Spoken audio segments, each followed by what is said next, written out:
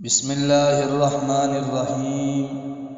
سامعین محترم، ایک ہدہد نے حضرت سلیمان علیہ السلام سے کہا، میں آپ کی دعوت کرنا چاہتا ہوں۔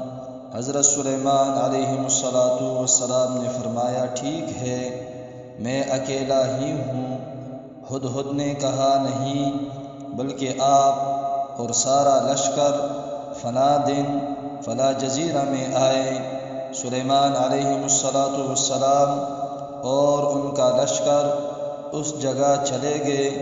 ہدہد ہوا میں اڑا اور ایک مکڑی کو شکار کیا، پھر اس کو توڑ کر سمندر میں پھینک دیا اور کہنے لگا، اے اللہ کے نبی، اے سلیمان علیہ السلام، کھاؤ، جس کو گوشت نہ ملا اس کو شوربہ تو مل ہی جائے گا۔